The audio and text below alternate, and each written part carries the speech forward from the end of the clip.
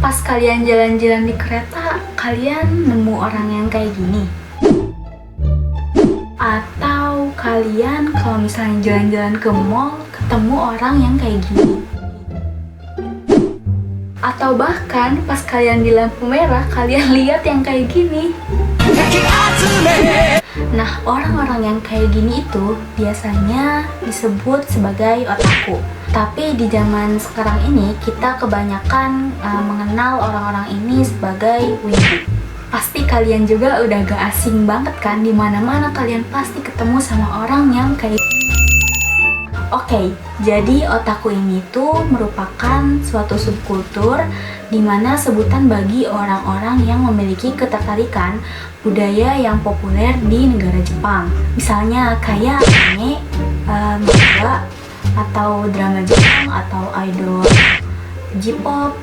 Terus juga budaya-budaya yang sering dilakuin atau yang sedang populer di Jepang, mereka itu tertarik untuk melakukan hal tersebut gitu. Otaku juga banyak banget tipenya. Yang pertama nih ya, ada yang namanya manga otaku. Manga otaku itu orang yang mempunyai ketertarikan terhadap dunia permanggaan. Jadi biasanya kegiatan mereka ini baca manga. Nah, kalau misalnya kalian pergi ke kamar mereka, bakal banyak banget tumpukan-tumpukan buku. Tapi bukan buku pelajaran ya. Itu adalah koleksi manga mereka. Terus ada juga yang namanya seiyu ota. Jadi seiyu ota ini aku sebenarnya kurang relate atau kurang ngerti ya sama mereka. Orang itu harusnya lebih tertarik sama karakter animenya. Tapi tipe-tipe seiyu ota ini mereka itu tertarik sama suara dari pengisi suara karakter anime yang mereka suka gitu. Jadi kalau misalnya mereka itu dengar suara dari seiyunya aja, seiyu favorit mereka, itu bakalan udah tahu gitu. Nah, selanjutnya ada yang namanya Tetsudota. Nah, jadi tipe Tetsudota ini menurut aku itu tipe yang paling mending ya di antara otaku-otaku yang lain. Mereka itu suka sama kereta, mereka itu tertarik banget sama kereta. Nah, jadi di dalam Tetsudota juga ada dua sebutan, ada dua tipe lagi. Nah, yang pertama itu ada Noritetsu. Jadi Noritetsu itu mereka yang suka pergi atau kemana-mana jalan-jalan pakai kereta. Bahkan orangnya itu kayak iseng aja gitu naik kereta karena saking sukanya ya. Kemudian ada yang kedua, ada yang namanya Toritetsu.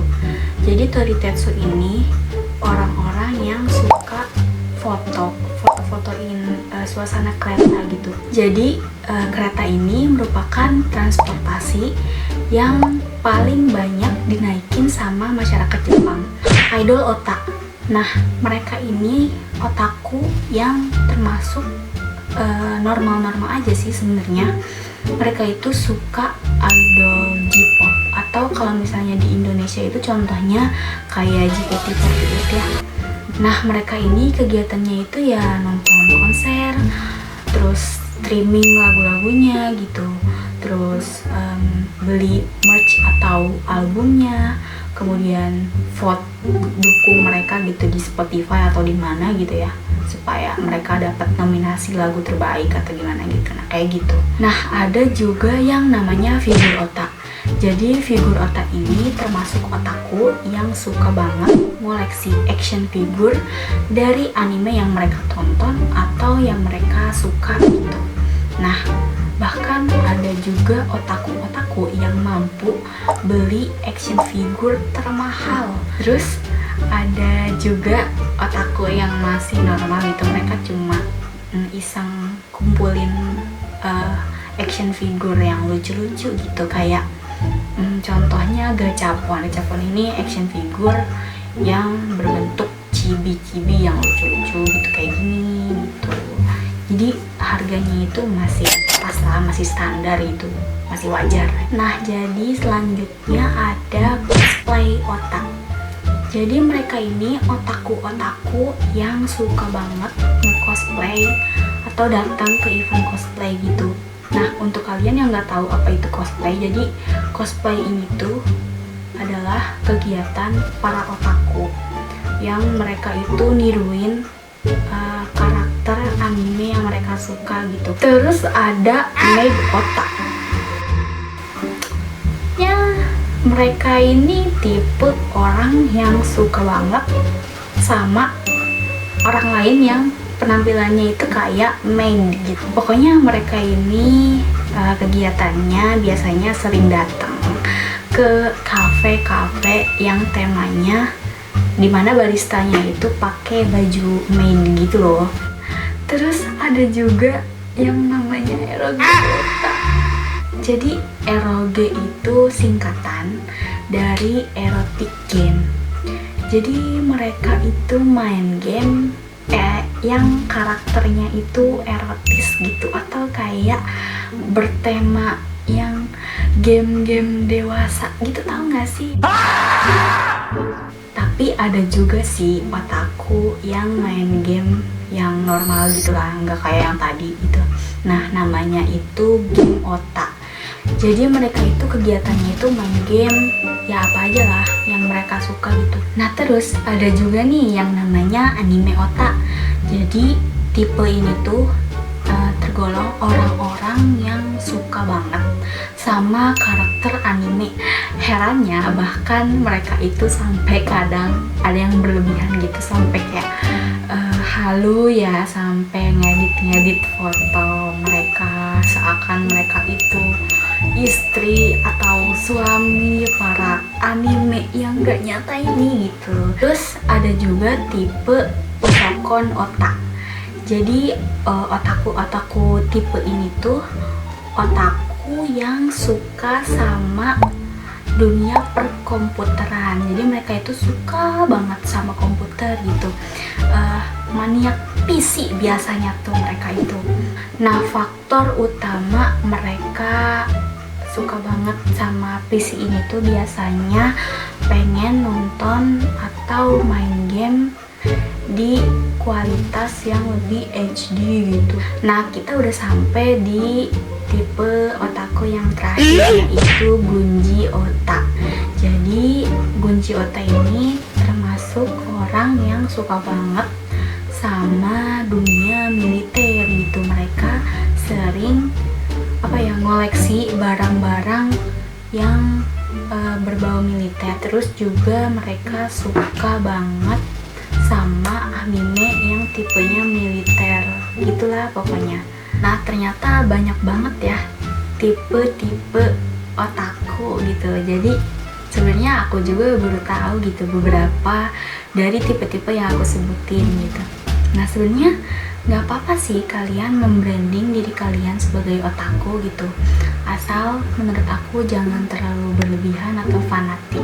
Nah, selanjutnya aku bakal jelasin mengenai kasus dari seorang otaku yang fanatiknya nggak ketulung gitu. Nah, jadi ada seorang otaku yang fanatiknya itu agak nggak ketolong gitu ya, kayak ngeganggu warga-warga sekitar gitu, lumayan meresahkan juga. Namanya Tsutomu Miyazaki. Jadi dia ini suka banget sama karakter anime atau manga yang imut-imut gitulah pokoknya. Terus mukanya itu yang polos, yang lugu gitu kayak anak kecil. Nah, dari sumber yang aku baca juga, dia itu suka ngoleksi majalah pornografi dari yang isinya itu majalah pornografi anak kecil gitulah. Nah, secara gak langsung dia ini tertarik kan sama anak kecil. Jadi secara gak langsung dia ini termasuk pedofil. Pada tahun 1988, aksi yang meresahkannya ini mulai dilakukan oleh dia. Kasus kriminal yang Miyazaki lakukan ini itu pembunuhan berantai, di mana para korbannya ini tuh anak usia di bawah umur. Nah, kalau kalian tahu berapa umur yang dibunuh sama Miyazaki ini, itu umur anak yang kecil banget. Korban pertama aja umurnya itu baru 4 tahunan gitu. Jadi rata-rata yang dibunuh sama Miyazaki ini 4 tahun sampai 5 tahunan gitu deh. Jadi motif pembunuhannya ini itu pertama sama ya, dari korban pertama sampai korban terakhir ini. Pertama itu dia itu nyulik anak itu gitu, kayak dibujuk lah gitu buat ikut sama dia gitu, kayak dikasih permen atau apa, pokoknya dibujuk gitu. Nah udah nyulik dibawa ke tempat sepi, terus dia itu sebelum ngebunuh anak itu, dia itu pertama fotoin apa ya, kayak moto-motoin anak kecilnya itu gitu buat dikoleksi di kamarnya. Abis itu dianiaya, terus dicabuli. Udah dilakuin kedua itu, baru anak kecilnya dibunuh gitu. Dan setahu aku yang dari sumber yang aku baca, tempat dan kejadiannya itu rata-rata sama. Pada akhirnya di tahun 1989 Miyazaki ini berhasil ditangkap sama pihak kepolisian. Pas di penjara, dia tuh sempat tes psikologi kalau dia mengalami gangguan kepribadian ganda dan skizofrenia.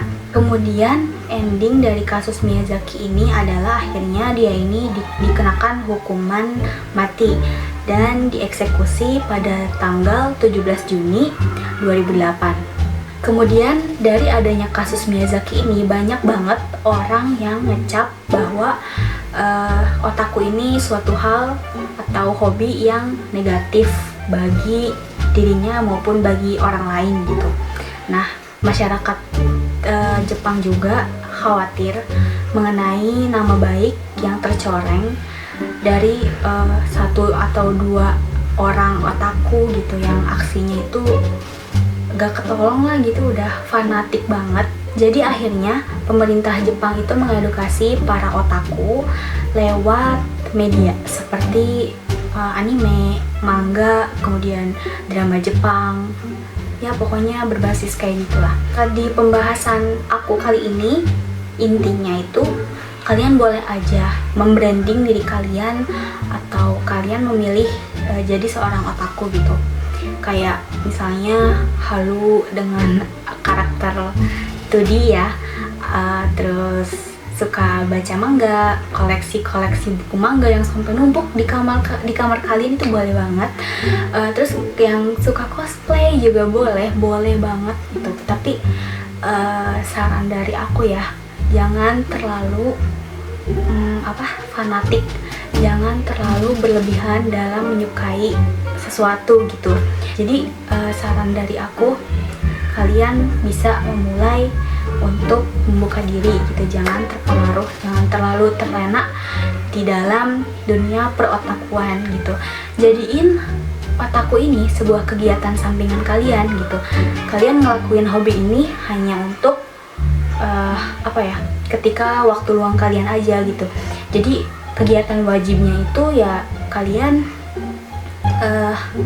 keluar gitu sama orang-orang, pasti kalian nemuin kehangatan di sana gitu aja sih ya dari aku. Semoga kalian bisa dapat ilmu mungkin ya dari video aku.